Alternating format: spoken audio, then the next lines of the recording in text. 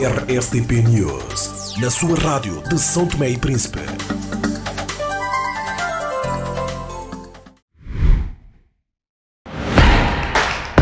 Turbo Mais Net. Dá-te tudo. Com o Turbo Max Mais Net diário por apenas 22 dobras, tens 60 minutos ou SMS e 200 megabytes de internet. Turbo Max Mais Net semanal por apenas 110 dobras, tens 300 minutos ou SMS e 1200 megabytes de internet. E com o Turbo Max Mais Net mensal por apenas 330 dobras, tens 1000 minutos ou SMS e 4000 megabytes de internet. Minutos, SMS e internet para todas as redes nacionais. Liga 19400, adere e dá mais power aos teus dias. CST, sempre juntos, pelo país que amo.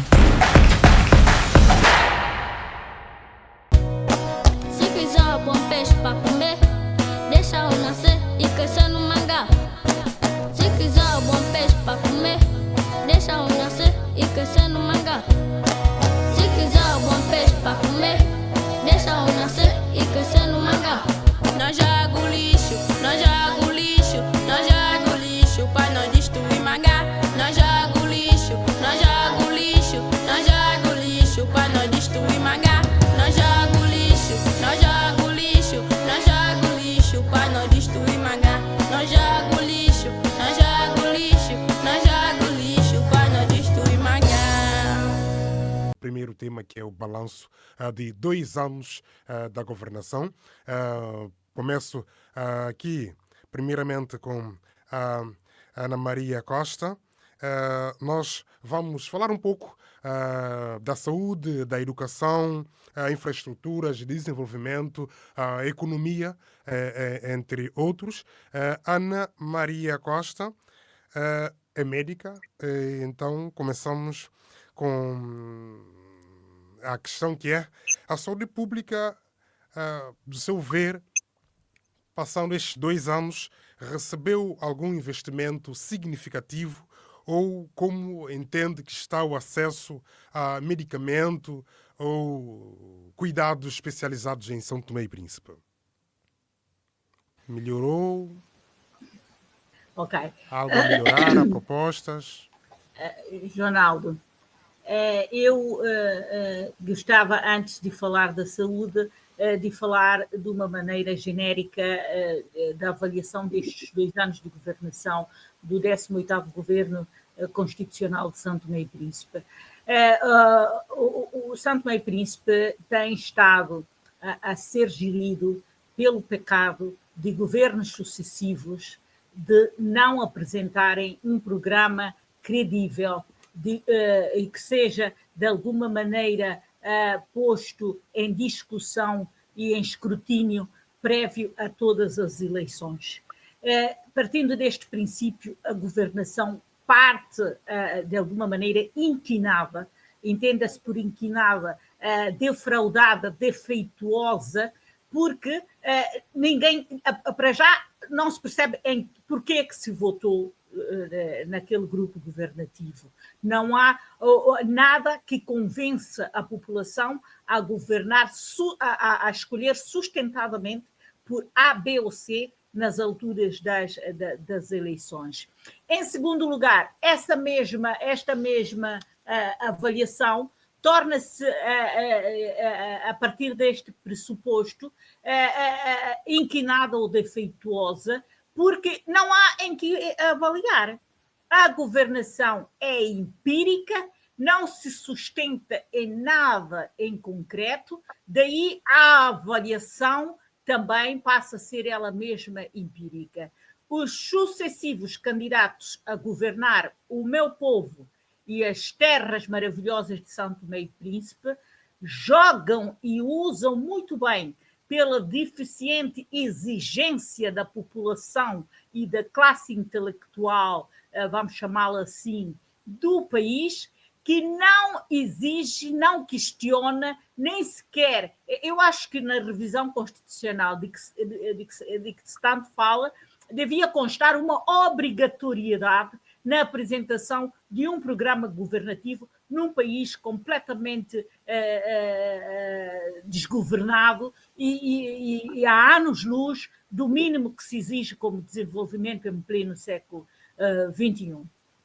E partindo desse pressuposto, a minha percepção vai ser também ela empírica, sem dados, porque eu estive a percorrer quer o site do Facebook, porque não há outro do governo, e inclusive dos ministérios e do Ministério do Ambiente, eu não vi nada que me ajudasse em números e em estatísticas, que me ajudasse a compreender o que é que se está a fazer, qual é a evolução e qual é o resultado. E a saúde não é a exceção. A saúde não é a exceção. A saúde está, sempre esteve e continua a estar, e continua no mesmo ritmo, num declínio nunca antes visto.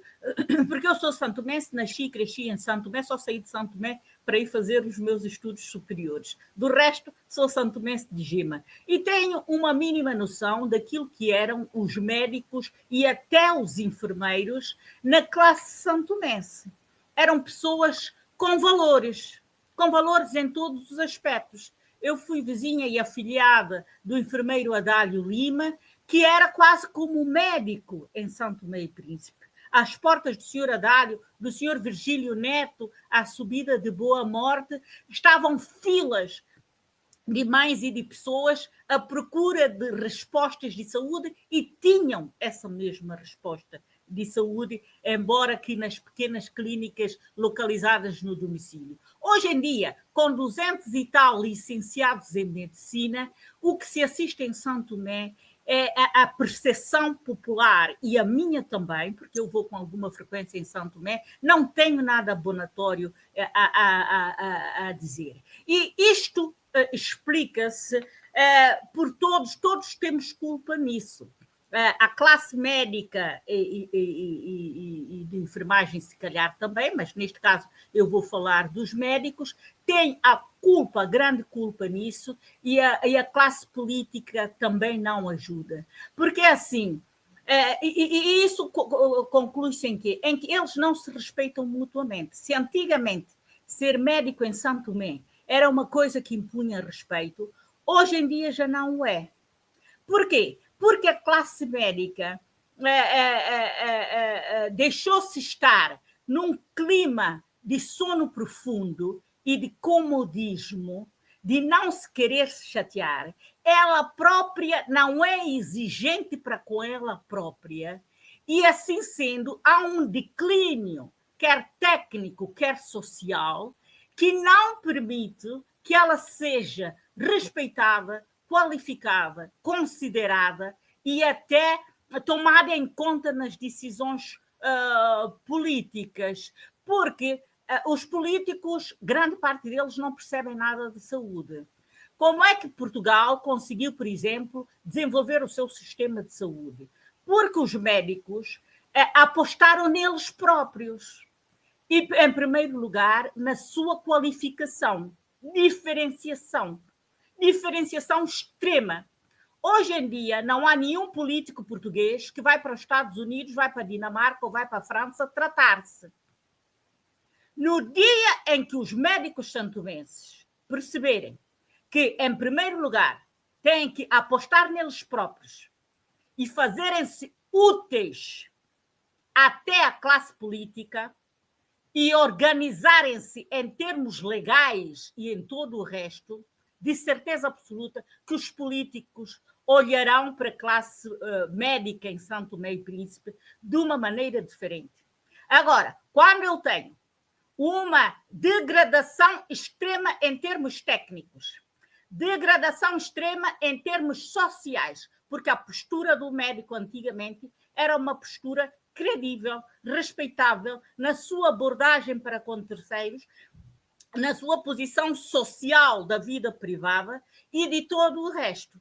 Agora, quando os próprios médicos associam-se a grupos políticos, fazem-se subservientes e objeto de uso da classe política para implementar, inclusive nas suas unidades hospitalares de centro de saúde, e o ódio, separatismo e grupismos e de tudo, mesmo nas unidades de saúde, não vão conseguir mudar absolutamente nada em São Tomé e Príncipe.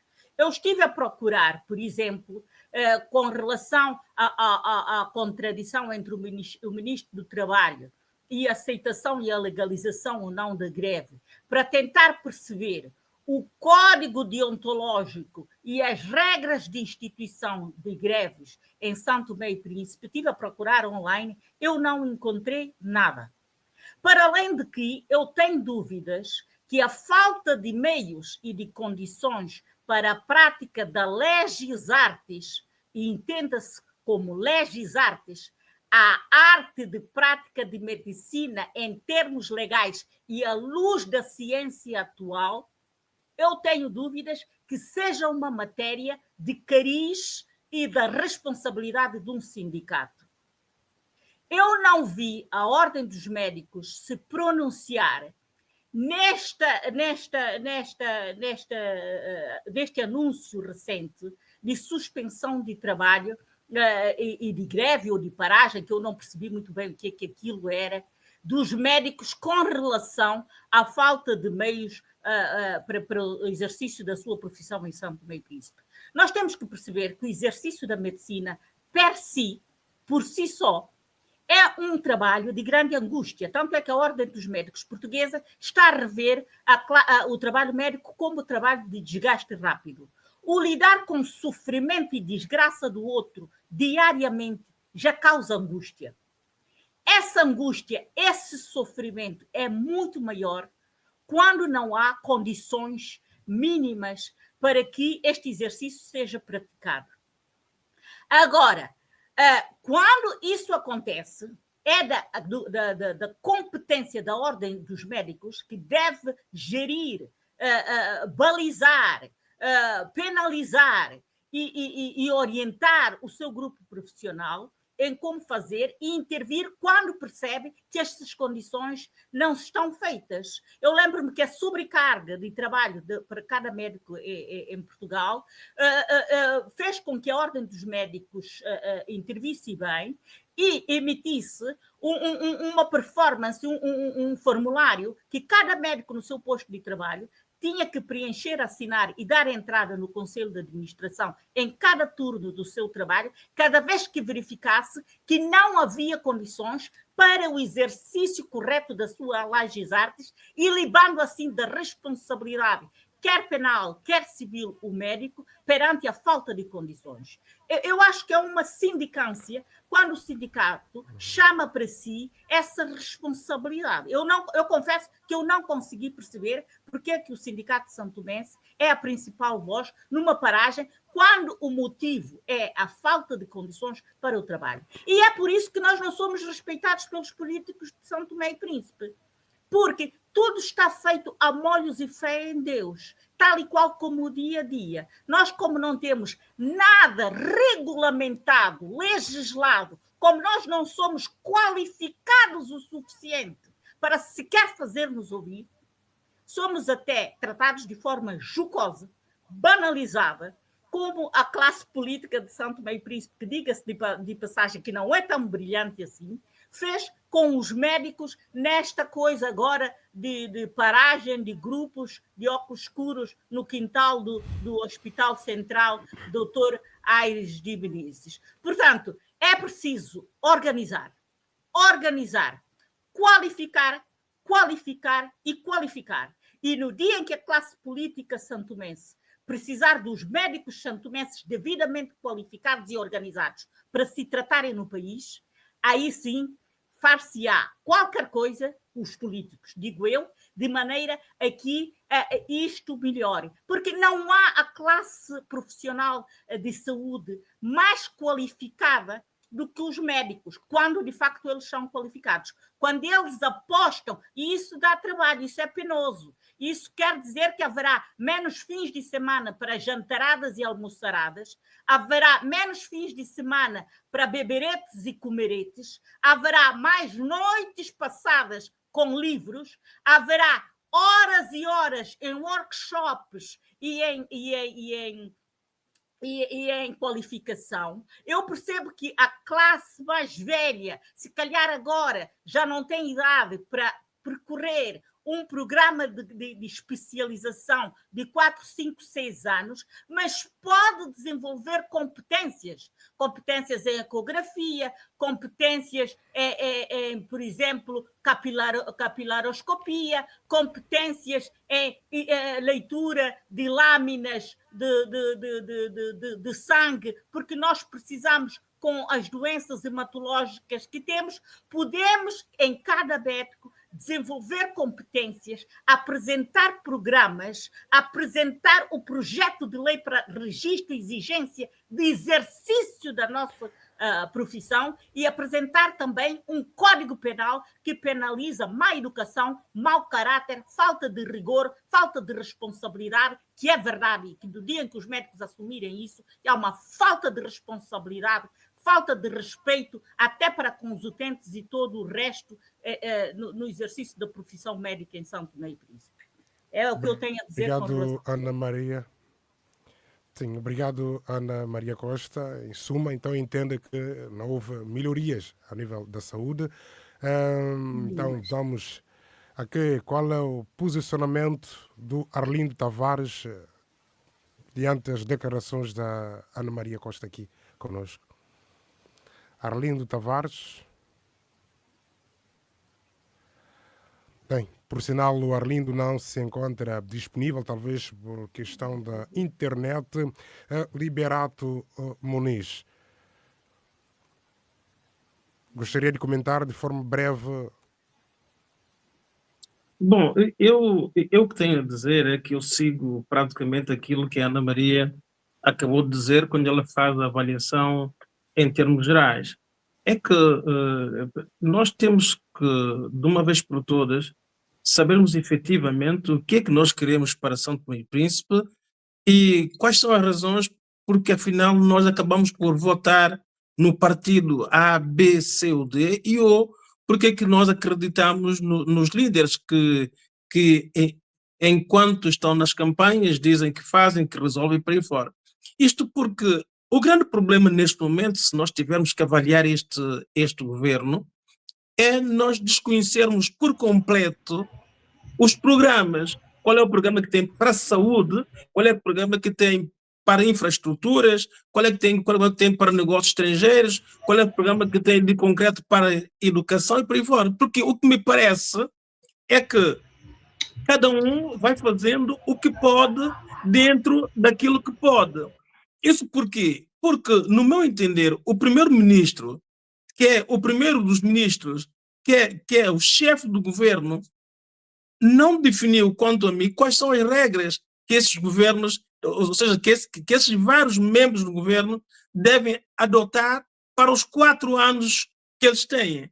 Porque o que me parece, sem ser, por exemplo, a ministra da Justiça, que já tem há muito tempo a reforma da Justiça, que todos nós sabemos é algo atrabalhoado, é algo que nós não conseguimos entender, é algo que até hoje ninguém definiu uma linha concreta. E ela vai tentando fazer aquilo que pode, dentro daquilo que pode, porque também conhece minimamente a área, e a ministra da Educação, que também, por ser uma professora, alguém que vem da educação, conhece a educação e também tenta fazer, dentro do possível, aquilo que pode.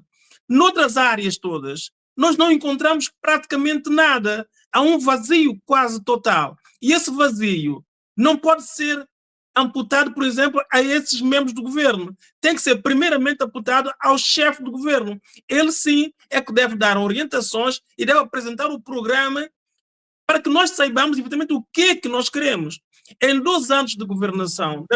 Do seu ver, não existem... Acho que estou com um problema aí da rede. Me ouve bem, Liberato? Me ouvem bem? Estou a ouvir.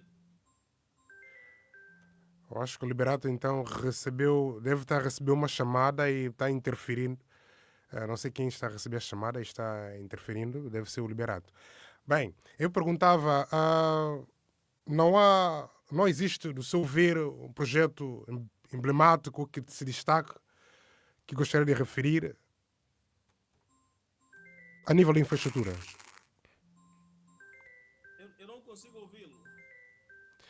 Sim, acho que está a receber uma chamada, certo? Agora sim, agora sim. Sim, Eh, sim. Eu estive a sim. perguntar, mas não existem obras, infraestruturas que destacam, que poderão destacar enquanto arquiteto, que leitura pode fazer?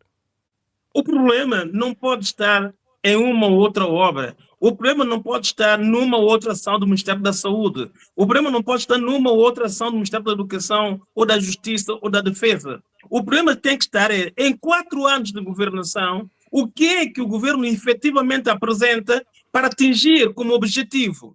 E neste momento, eu que até sou uma pessoa bastante interessada em tentar saber o que é que se passa, eu não consigo encontrar uma linha condutora programatória daquilo que este governo efetivamente pretende fazer. E isso não acontece por quê? Porque eu julgo que não há uma verdadeira concertação do primeiro-ministro e os membros do governo. Primeiro porque em 2 anos de governação, segundo as minhas contas, o primeiro-ministro praticamente esteve fora mais do que 1 ano. Ou seja, e se nós contarmos, por exemplo, essa ida e volta, não tem havido, no meu entender, a verdadeira concentração para que se faça, para que se tenha uma linha condutora e que se monitorize aquilo que se quer fazer.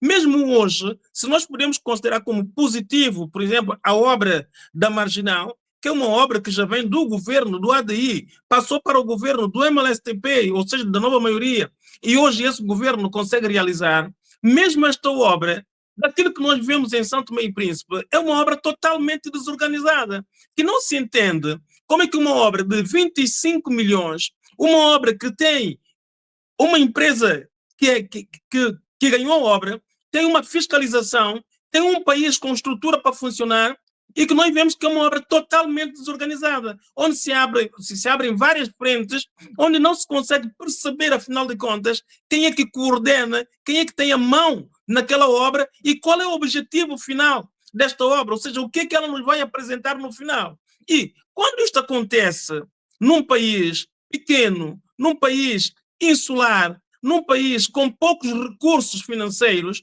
nós temos que dizer efetivamente que nós estamos a falhar. Mas não podemos só considerar que quem está a falhar é o primeiro-ministro, ou o presidente da República, ou o presidente da Assembleia.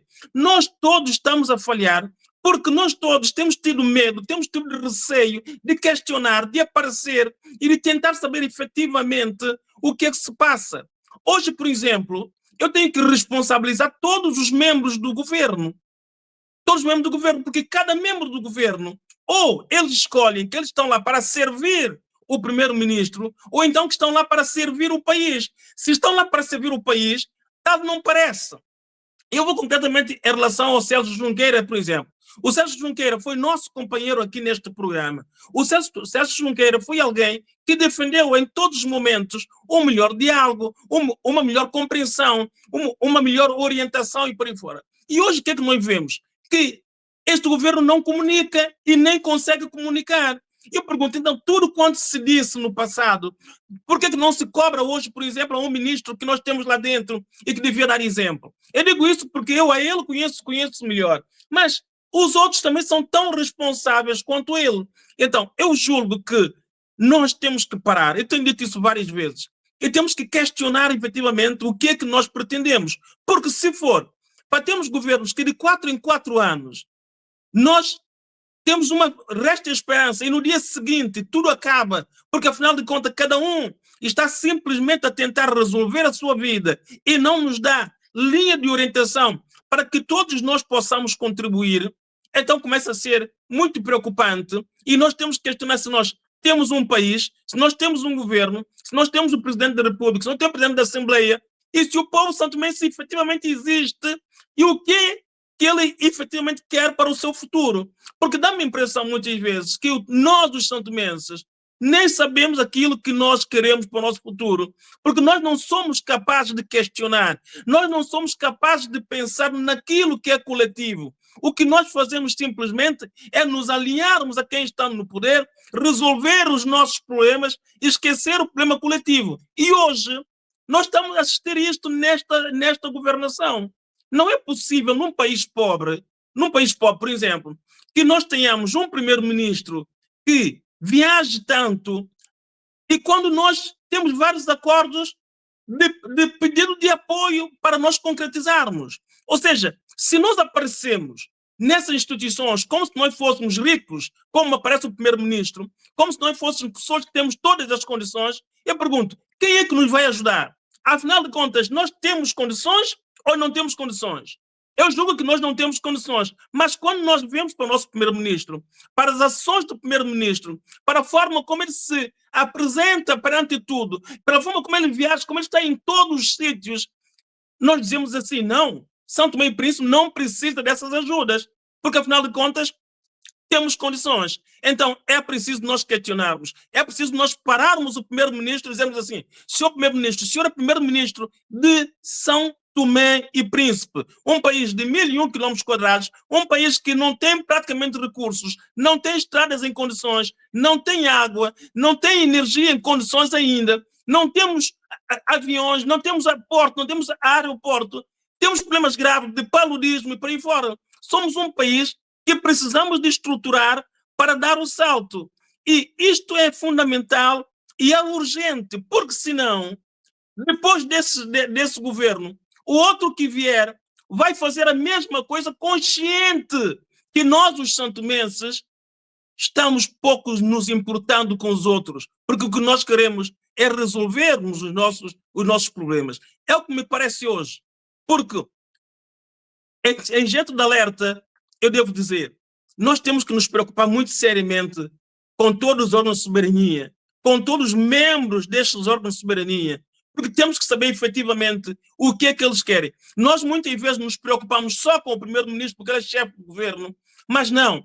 Toda a gente tem se deixado levar no sentido de resolverem simplesmente os seus problemas. E neste momento, depois de tanta promessa de que se é solução para São Tomé e Príncipe, o que eu vejo em São Tomé e Príncipe é que o país está mais pobre, as pessoas estão mais pobres, mas mais do que está mais pobre, é que nós não temos perspectivas de futuro. E a falta de perspectiva do futuro, a falta de planificação, a falta de ideias e a falta de santomensidade para se emergir e dizer nós somos São Tomé e Príncipe e nós queremos um país melhor, eu não tenho visto e eu fico preocupado. Então, Ronaldo, o problema não pode estar em cada setor. O problema tem que estar num projeto que sustente São Tomé e Príncipe e que esse governo apresente e diga, não, eu dentro de 4 anos vou fazer o balanço daquilo que eu prometi e está aí escrito.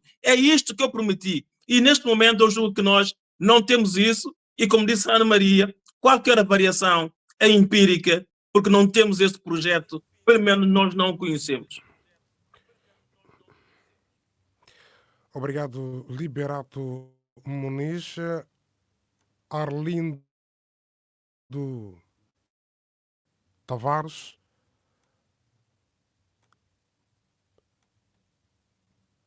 Por sinal, o Arlindo Tavares continua com problemas também da internet. Nelson Carvalho, concorda com o mesmo posicionamento da Ana Maria e o Liberato Muniz sobre a situação da saúde e outros? Também entende que não existem projetos concretos emblemáticos apresentados pelo governo ou que esteja a ser executado para o bem do povo nesses 2 anos? Obrigado, Ronaldo. Bom, primeiro, concordo plenamente com o que os que me antecederam falaram, mas é primeiro para dizer ao Ronaldo, desde o princípio, nós já tínhamos percebido que este governo que trouxe o slogan "Estamos prontos" e solução, e todos nós sabíamos que não estava pronto, nem havia solução, coisa nenhuma. Porque alguém que ficou durante 4 anos ausente do acompanhamento dos problemas internos do país e apenas usando redes sociais e mandando recados um para o outro, insultando-o até, sabias perfeitamente que não estava preparado em trazer-nos coisas boas para o país, nem solução, nem estamos prontos. Primeiro, é um governo que não tem um plano estratégico para desenvolver São Tomé e Príncipe.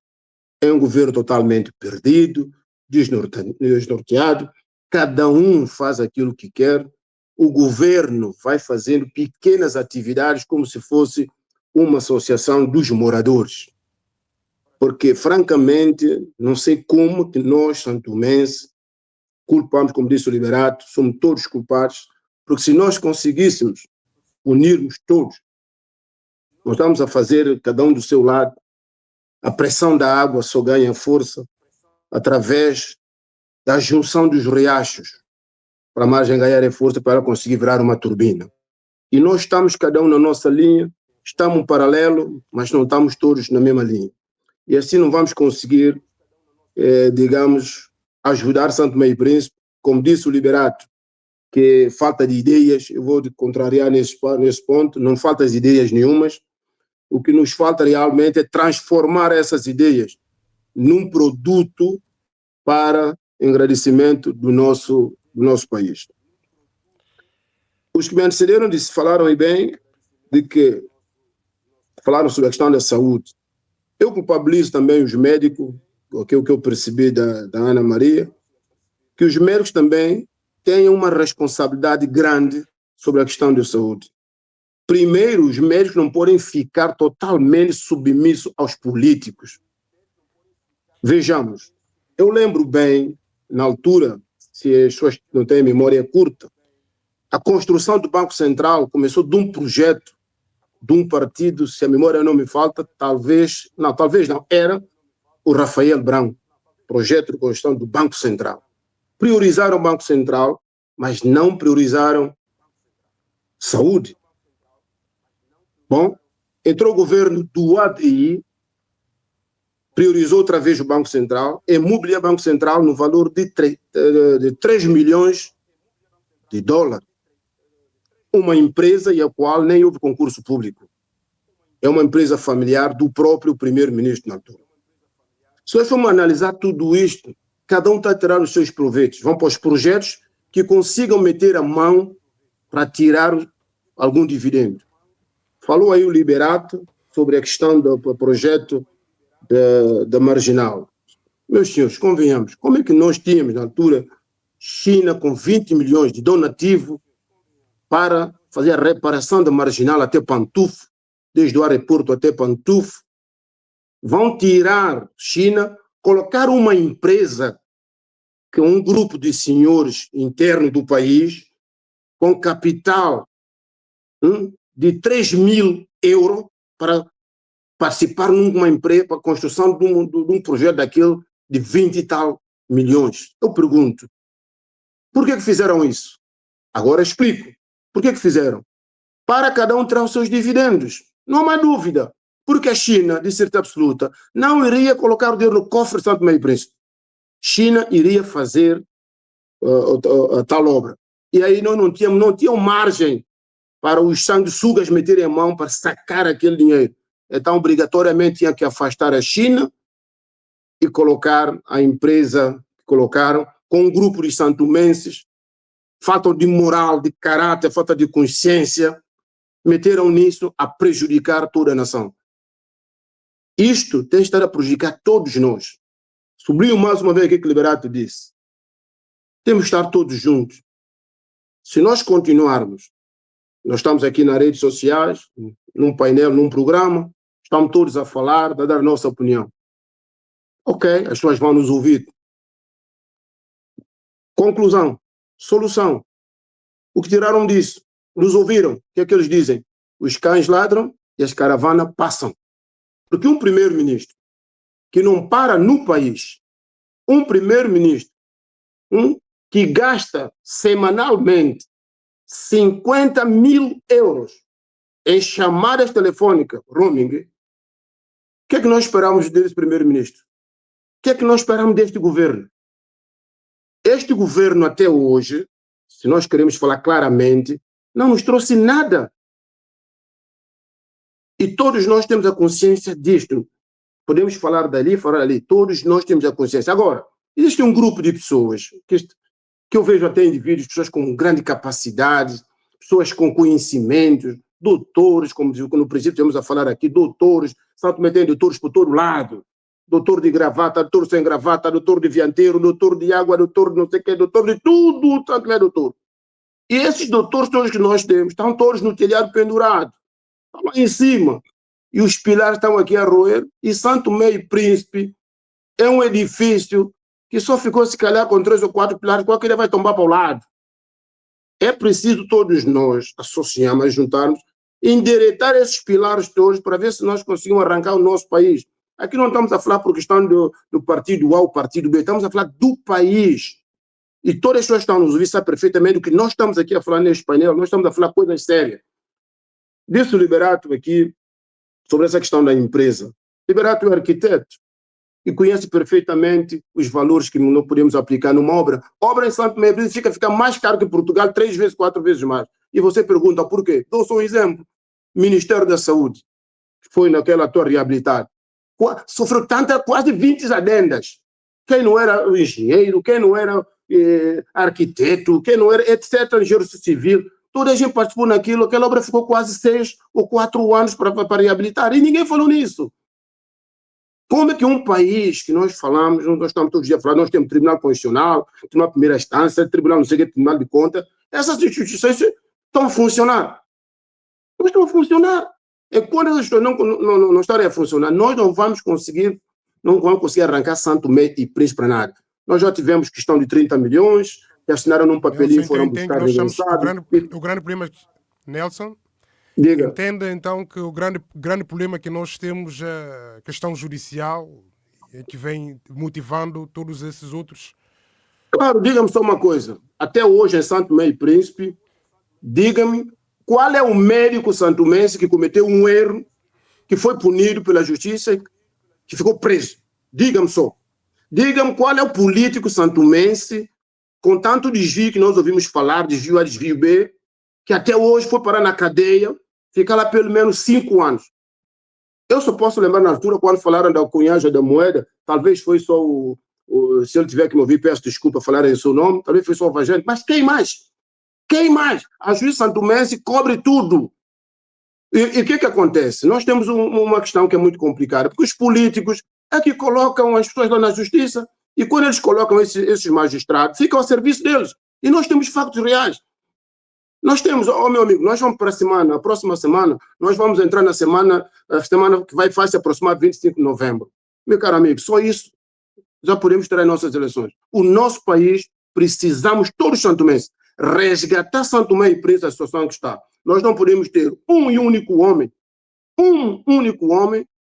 a transformar Santo Tomé e Príncipe no seu império, tirando os seus dividendos. O avião entra, ninguém sabe. Porque quando nós estamos a falar de questão de economia, falar de questão de saúde, tudo isso envolve, porque para essa estrutura toda funcionar, nós temos que ter um país organizado. Nós não temos um país organizado. Vou dar um exemplo, meu caro amigo. Nós estamos todos aqui em Portugal, os estão aqui, os estão em Santo Tomé. Você em Santo Tomé, coisas simples. Você em Santo Tomé na passadeira, você tem que correr. E aqui em Portugal, você passa na passadeira com o telefone nos ouvidos, andar devagarinho, os carros param, obedecem. Eu pergunto, isto é o quê? É educação? É democracia? É justiça? É o quê?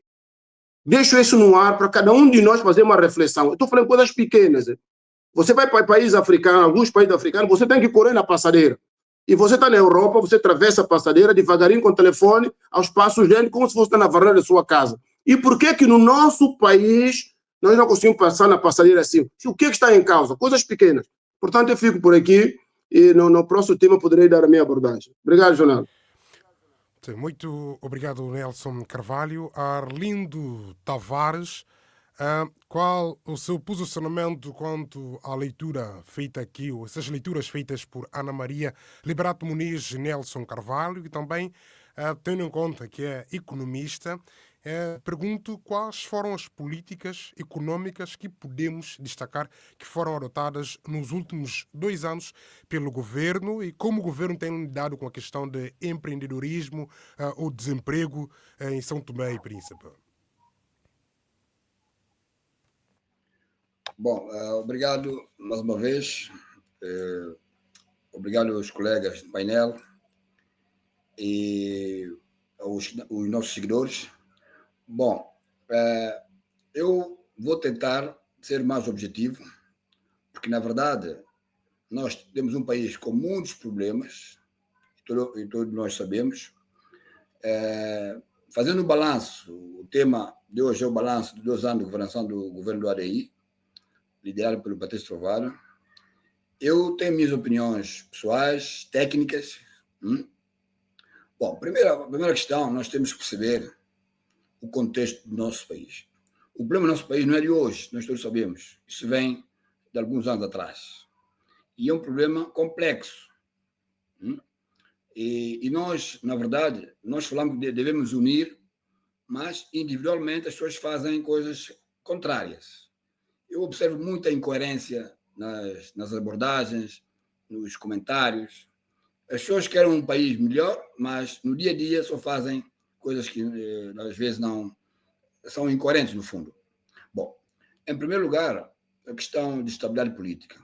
Nesses 2 últimos anos, ou seja, 2 anos de governação, apesar de alguns problemas, houve uma estabilidade política. Isto é bom para a nossa economia.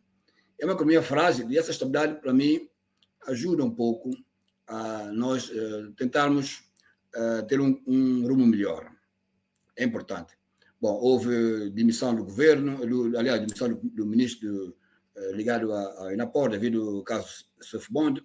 Houve realmente situações graves no início do mandato deste governo. Nós todos sabemos que este governo tomou posse em novembro, né, outubro, novembro. A seguir houve golpes, tentativas, né, a situação do 25 de novembro, que isto deu que falar a nível nacional e a nível internacional.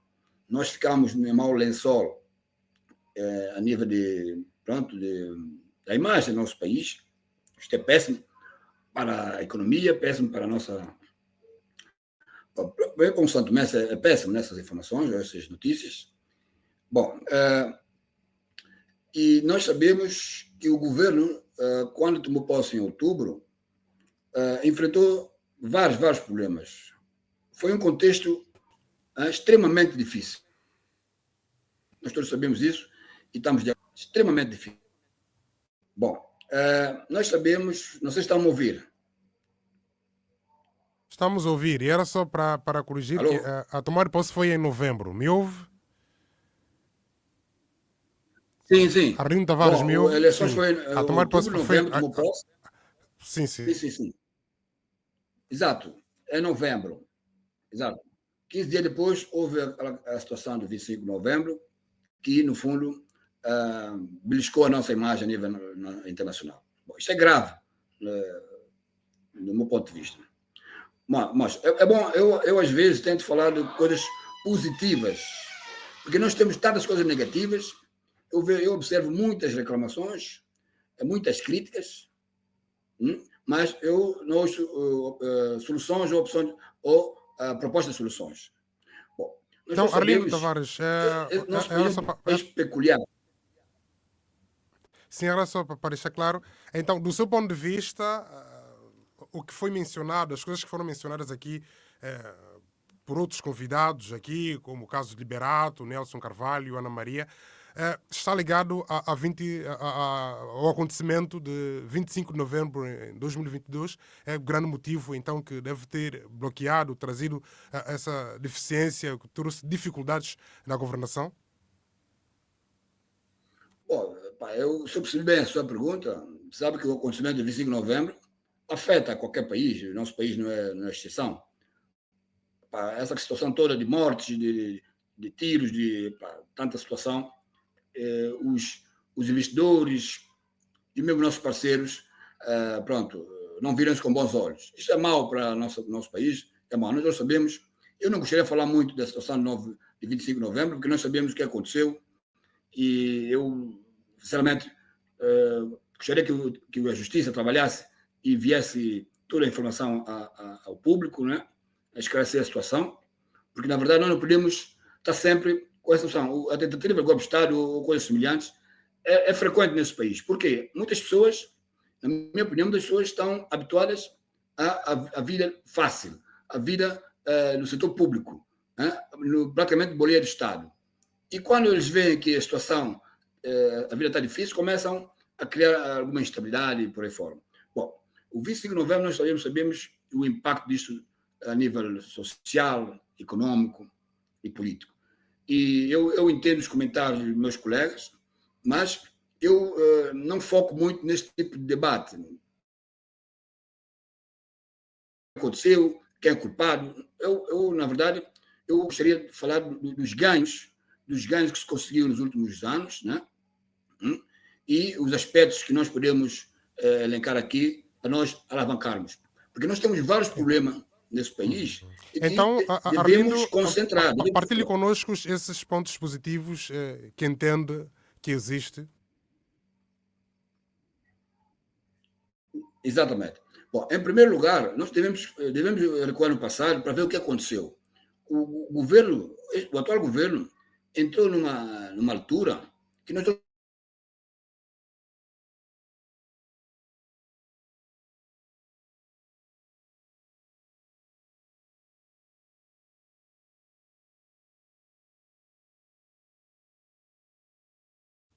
Por sinal, o Arlindo Tavares está com problemas de rede. Nós vamos então dar a sequência, vamos fazer a sequência aqui, enquanto o Arlindo não se encontra disponível. Sim. Deixa Já eu está ouvir, né? volta, sim, então podes continuar. Desculpa, estou aqui com um corte de internet. A internet é cara, mas temos com uma qualidade de net nesse país. Nós Não entendemos, é um sim. problema. Exato. Bom, no fundo, depois da ocorrência de 25 de novembro, houve corte de energias constantes. Nós todos sabemos que a central aí da Água Grande tinha grandes problemas. O governo conseguiu, na minha perspectiva, entrar em acordo com o grupo privado turco para, no fundo, minimizar a situação. E o governo conseguiu, em certa medida, conseguiu travar, né, os cortes constantes de energia. Isto devemos realçar. Eu sei que me devem dizer, temos energia, mas está cara. É verdade, a energia está cara. Mas, no meu ponto de vista, é preferível ter uma energia cara e constante. No passado, nós tínhamos energias, nós pagávamos energia e não tínhamos energia. Isto nós temos que ver. Eu não vejo as coisas tudo mal. É preciso perceber que, com a parceria com os turcos, melhorou a energia. É cara, é verdade. Está cara, sim. Mas, no passado, nós pagávamos energia e não tínhamos energia. Todo mundo sabe disto. Eu, por exemplo, fiquei praticamente 5 ou 6 anos a pagar água, sem água na minha casa. Certo? Isto não pode ser. E ninguém pode falar porque ele fala porque ele é contra o governo. Nós temos que ter água, temos que ter energia. Este projeto com os turcos vem minimizar o fornecimento de energia e temos que valorizar isso, apesar dos contornos que nós todos sabemos. Bom, depois nós também devemos perceber que o governo, quando tomou posse, havia subidas de preço dos produtos alimentares e do combustível a nível mundial, devido à guerra da Ucrânia, né? Nós todos sabemos disso, que impactou negativamente na vida dos preços dos produtos alimentares e combustível. Isto não há dúvidas e nós todos sabemos disso. E, por outro lado, eu me lembro que nós paramos, o país parou 15 dias, praticamente, tudo parou. Eu próprio andei 15, eu nunca andei tanto a pé. Eu andei vários quilômetros nesse período de 15 dias, porque não havia combustível. Todos os carros estavam parados.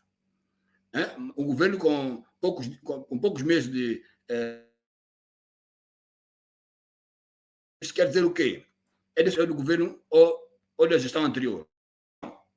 Bom, e depois também, houve também a questão da inflação. A inflação, na altura, quando o governo tomou posse, em janeiro de 2023, a inflação homóloga situou-se em 25%. É muito elevado. Os preços dos bens e serviços estavam muito elevados naquela altura, em 2023, janeiro de 2023. Certo? Isto, pronto. Eu percebo que vem na sequência da pandemia, tudo isto impactou na subida dos preços e na guerra na Ucrânia e por aí fora. É verdade. Mas, adicionando a isso, houve também queda das reservas cambiais. Todos sabemos que o governo não tinha dinheiro, o país não tinha dinheiro para importar bens alimentares. E todos sabemos que São Tomé importa quase tudo.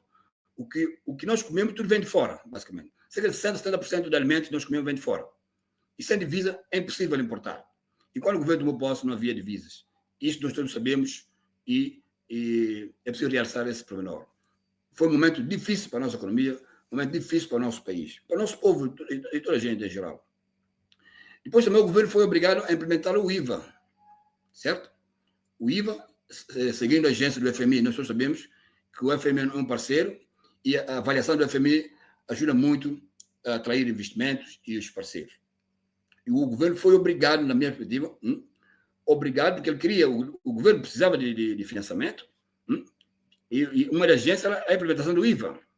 O governo conseguiu, mas, infelizmente, até agora não existe um acordo com o FMI. Mas é um bom passo que o governo deu para, no fundo, mostrar a vontade de mudar as coisas, certo? Um parceiro também não vai ajudar Santo Tomé e Príncipe, sabendo que nós temos aqui muitos problemas, muita desorganização internamente, certo? Depois também, durante esse período, houve a concessão da média empresa Roça Babur. Para mim, isso é importante, são aspectos positivos, que demonstram alguma preocupação com a economia, alguma preocupação com o investimento privado, e nós todos sabemos que esse país precisa de investimento privado. O setor público, os empresários santomenses, poucos têm capacidade. Nós temos que atrair investimentos estrangeiros. E eu sei que muita gente diz que o investimento estrangeiro significa que quem está à frente, no fundo, vai aproveitar disto e por aí fora. Mas nós não podemos ver dessa maneira. Nós podemos ver a possibilidade de criar emprego, dinamizar a nossa economia. Ok? Bom, outro aspecto importante, que aspecto econômico, é, no fundo, o arranque da obra da Marginal. E muita gente pensa que a Marginal não é nada. Mas a Marginal, se for bem concluída, se for uma obra de qualidade, apesar de alguém, acho que o Nelson e o Liberato falou sobre o preço exagerado devido a optar pela China, é verdade. Eu não vou por esse campo. O que eu vou é, se nós conseguimos terminar a Marginal em condições, nós iremos dinamizar a nossa economia. Os turistas virão, as empresas virão, nós teremos uma nova imagem da nossa Marginal. Isto é positivo. Eu sei que vão dizer que o valor é exagerado, ok, mas o resultado, precisamos de ver o resultado. Se o valor é exagerado, mas se não houver resultado, é pior, certo? Vamos ver o resultado para nós avaliarmos. Depois também nós temos que perceber que o governo tem a legitimidade de tomar medidas. E depois vai ser avaliado no final. Em 2026 temos eleições e o governo vai ser avaliado o desempenho. Ou seja, se não houver resultado nos próximos 2 anos, nós todos sabemos que esse governo, o partido, corre risco de não ganhar eleições. Mas o governo tem, o povo deu a maioria a um partido para governar, e esse governo, é verdade que há algumas medidas más, outras boas, mas nós estamos à espera de resultado. Eu quero o resultado, certo? Agora, nós estamos a falar de viagem.